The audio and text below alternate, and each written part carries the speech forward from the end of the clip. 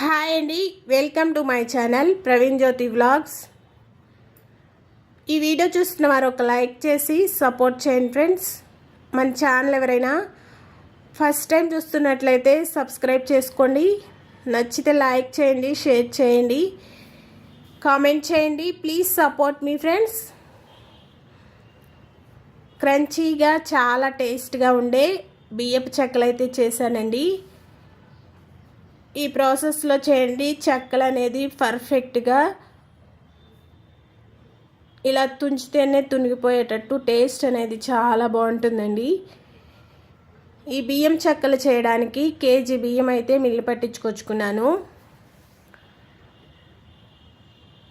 ఇది పొడి పిండితో చేస్తున్నానండి చెక్కలు. మనకి షాపుల్లో దొరికే బియ్య పిండి అయినా తెచ్చుకొని ఇవైతే చేసుకోవచ్చు. నేను కేజీ మోతాదులో చేస్తున్నాను కాబట్టి పిండి అనేది మిల్లి పట్టించుకొచ్చుకున్నానండి. పిండి అనేది మనకు బరక అనిపిస్తే జల్లించుకోవాలండి. నేను పట్టించుకున్న పిండి అయితే మెత్తగానే ఉందనేసి నేను పిండి అయితే కలుపుకుంటున్నాను. కేజీ పిండికి 2 స్పూనుల దాకా జీలకర్ర అయితే వేసుకున్నానండి.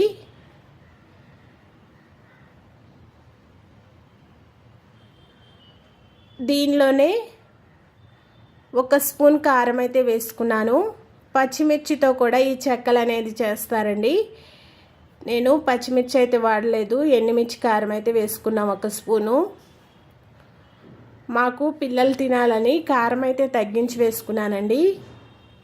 కారం తినగలిగే వాళ్ళైతే ఇంకొక స్పూన్ వేసి అయితే కలుపుకోవచ్చు.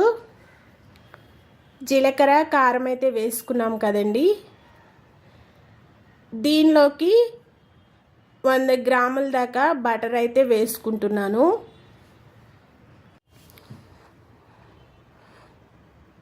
బటర్ వేసుకొని చేయటం వల్ల ఇవి క్రంచీగా మంచిగా పొంగుతూ వస్తాయండి. టేస్ట్ అనేది చాలా బాగుంటుంది. బటర్ అనేది లేనప్పుడు ఆయిల్ అయినా మనం కాచి అయితే వేసుకోవచ్చు. బటర్ వేసుకున్న తర్వాత పిండికి అయితే మంచిగా ఇలా పట్టించుకుంటున్నాను. పట్టిన తర్వాత దీనిలోకి రుచికి సరిపడా సాల్ట్ వేసి కలుపుకోవాలండి. కలుపుకొని సాల్ట్ టేస్ట్ కూడా ఇక్కడే చెక్ చేసుకోవాలి. తక్కువ పడితే మళ్ళీ వేసుకోవచ్చు.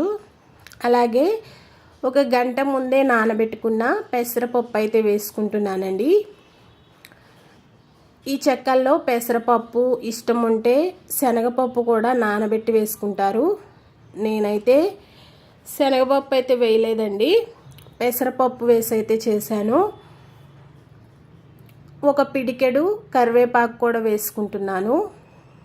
కరివేపాకు వేసుకోవడం వల్ల ఈ కరివేపాకు ఫ్లేవర్తో చెక్కలు అనేది చాలా టేస్ట్గా ఉంటాయండి. గోరువెచ్చగా కాచుకున్న వాటర్ వేసి పిండి అనేది కలుపుకుంటే చెక్కలు అనేది మంచిగా వస్తాయండి. వాటర్ అనేది మనం గోరువెచ్చటి అయితే తీసుకోవాలి. నీళ్ళు వేసుకున్న తర్వాత ఈ పిండికి అయితే మంచిగా పట్టించుకొని మరీ లూజ్గా కాకుండా మరీ గట్టిగా కాకుండా మీడియం సైజులో పిండి అనేది ఉండేటట్టు ఇలా ముద్ద కట్టేటట్టు కలిపి అయితే పిండిని పక్కకు పెట్టేసుకున్నానండి. కలుపుకున్న పిండి పైనుంచి ఇది మూత లాంటిది కానీ ఒక బట్ట తడిపి కానీ వేసుకుంటే పిండి అనేది మనకి ఆరిపోకుండా ఉంటుంది. మనం కలుపుకున్న పిండిని అయితే చిన్న చిన్న ముద్దల్లాగా చేసి పూరీలు చేసుకునే మిషన్ ఉంటే దాంతో ఒత్తుకోవచ్చండి. అది లేని పక్షాన మనం లోటా లాంటి దాంతో కూడా ఒత్తుకొని ఈ చెక్కలు అనేది చేసుకోవచ్చు. ఇలా పాలిథిన్ కవర్ ఒకటి తీసుకొని దానికి ఆయిల్ రాసి ఇలా లోటాతో కూడా ఒత్తుకొని చెక్కలు అనేది చేయొచ్చండి. చేసి వీటికి డీప్ ఫ్రైకి సరిపడా ఆయిల్ అనేది పెట్టి ఆయిల్ అనేది బాగా ఎక్కువగా కాగనీయకూడదండి. చెక్కలు అనేవి లోపల మంచిగా కాలకుండానే కలర్ వచ్చేస్తాయి. మీడియం ఫ్లేమ్లో స్టవ్ అనేది పెట్టుకొని ఈ చెక్కలు అనేది కాల్చుకుంటే మంచిగా కాలుతాయండి.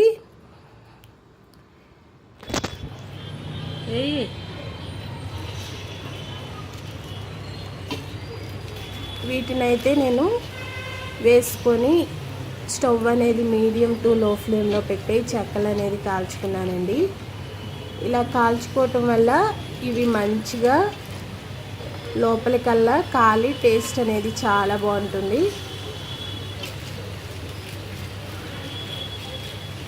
వీటిని మంచి గోల్డెన్ కలర్లో వచ్చినాక వీటిని అయితే తీసుకుంటే సరిపోతుందండి. మరి ఎక్కువగా ఫ్రై చేసామంటే ఇవి మనం ఆయిల్లో నుంచి తీయటమే కలర్ అనేది మారిపోయి గట్టిగా కాలిపోతాయండి. ఈ కలర్లో ఉన్నప్పుడు చూసి 2 సైడ్లు వేసుకుంటూ వీటినైతే కాల్చుకోవాలి ఈ కలర్లో వచ్చే వరకు.